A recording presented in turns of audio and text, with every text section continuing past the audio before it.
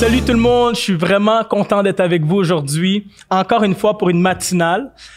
Toute la semaine, le thème de toute la semaine, c'est la résilience. On essaie de voir comment bâtir la résilience. C'est quelque chose qu'on a besoin dans nos vies. On traverse une pandémie mondiale, on traverse des épreuves et des difficultés quotidiennes et personnelles. Et à chaque semaine, en fait, à chaque jour, on voit quelque chose qui nous aide.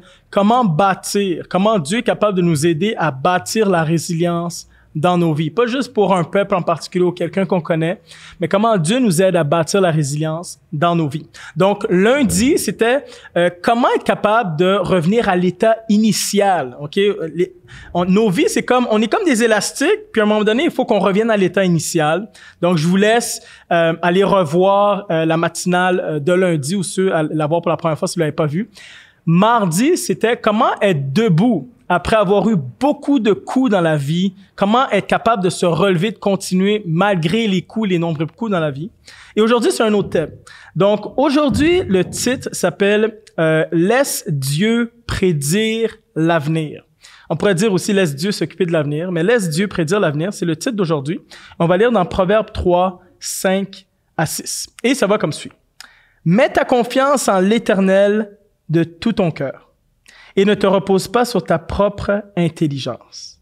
Mets ta confiance en l'Éternel de tout ton cœur et ne te repose pas sur ta propre intelligence. » Quand les choses vont mal, ou bien, on a tendance à écrire les prochains chapitres de nos vies. On va se fier à la tendance. On va se fier à notre propre sagesse, à notre intelligence, à notre lecture de la situation, à notre ressenti intérieur. Puis on va se dire, OK, probablement que, ou même des fois on est certain, c'est ça qui va arriver. Ma santé a empiré. Donc, ma santé va empirer. J'ai eu 2 mauvaises situations aujourd'hui, que ça soit avec mon voisin ou au travail. Donc, ça va juste se débouler. Ça va débouler comme ça. J'ai été refusé au crédit. J'ai fait une demande de prêt à la banque. J'ai été refusé au crédit. C'est ça. C'est ça qui va arriver. Pour la prochaine maison, c'est ça qui va arriver. J'ai eu de mauvaises relations amoureuses. J'ai eu des mauvais rapports avec les gars, les filles, c'est ça. C'est ça qui va arriver. Moi, je vais finir seul, j'aimerais ça être en couple. Donc, on se met de prédire l'avenir. Et le contraire aussi est vrai, comme je vous ai dit. Donc, par exemple, je vais avoir une bonne année, car j'ai eu une série de good luck. J'ai eu une promotion.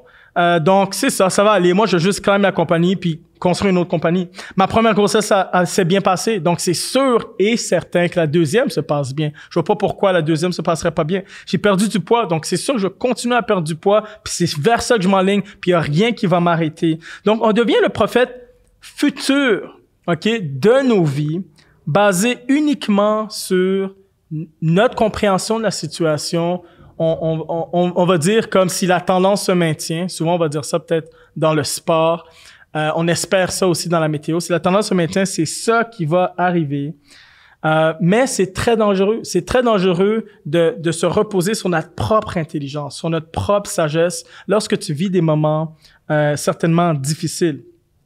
Donc, si tu vis des moments aussi positifs, ça peut te préparer à vivre de multiples déceptions parce que tu n'entrevois aucune difficulté dans ton parcours. Tu te dis, ça va juste super bien aller. Donc, tu peux vivre énormément de déceptions.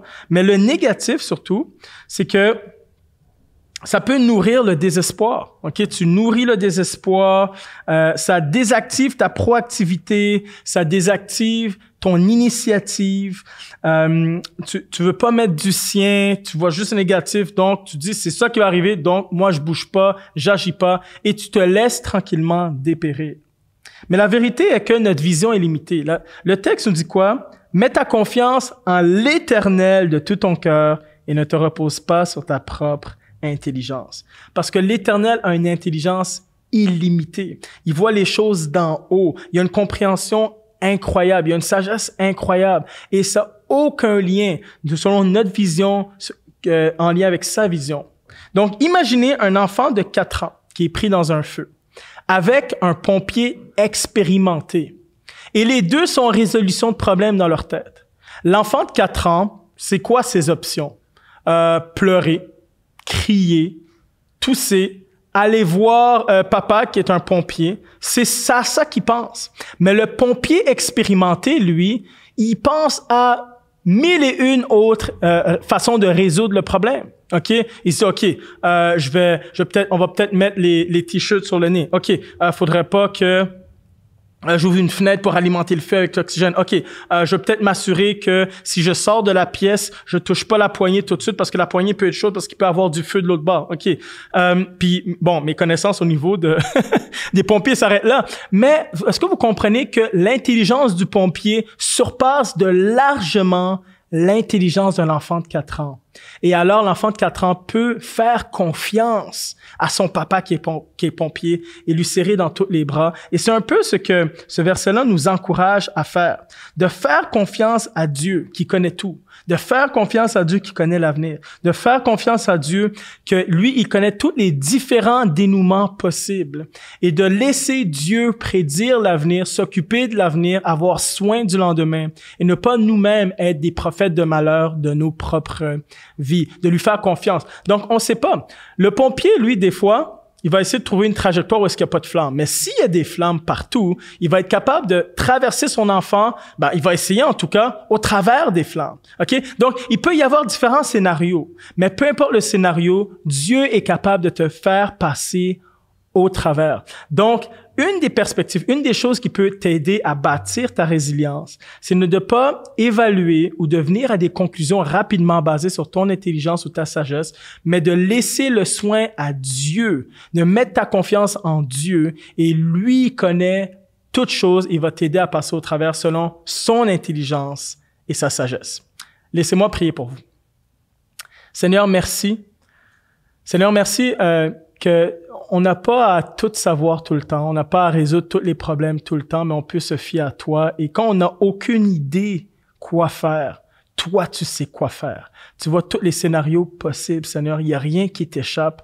Et je prie, Seigneur, que tu puisses aider quelqu'un aujourd'hui à mettre sa confiance en toi et à bâtir la résilience de cette manière de dire, je donne tout, je donne ma vie, je donne mes problèmes au Seigneur et lui, il sait quoi faire. Et à ce moment-là, Seigneur, je sais que tu nous remplis d'espoir en nous et on peut avancer avec toi dans le nom de Jésus. Amen. Amen. Donc, merci encore une fois d'avoir été avec moi aujourd'hui. On se retrouve une prochaine fois. Ciao, ciao.